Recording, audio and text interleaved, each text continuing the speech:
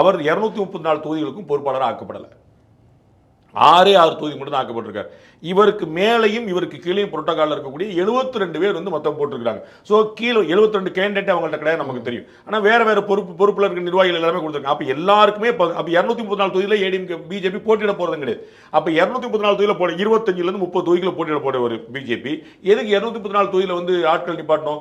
நம்ம திரு அண்ணாமலை கொடுக்கப்பட்டிருக்கக்கூடிய 6 தொகுதியுமே அவருக்கு பிஜேபி போட்டியிட போகிற தொகுதி இல்லை, அவர் போட்டியிட போகிற தொகுதியும் இல்லை. அப்போ வந்து பிஜேபி இந்த என்டிஏ கூட்டணியுடைய வெற்றிக்கு பங்களிக்கிறது.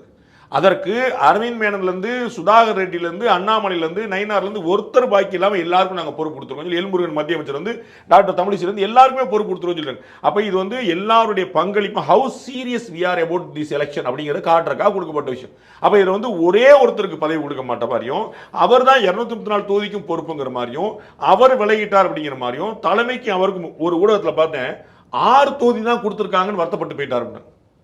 எல்லாருக்குமே அவ்வளவு கொடுத்துருக்காங்க. ஒரே ஒருத்தர் மட்டும் 7 8 கொடுத்துருக்காங்க மேல இருக்கிறவங்களுக்கு. மற்ற எல்லாருக்குமே அதான் கொடுத்து அதோட கம்மியாக தான் கொடுத்துருக்காங்க. 2 தொகுதி 3 தொகுதி எல்லாம் கொடுத்தவங்க இருக்காங்க.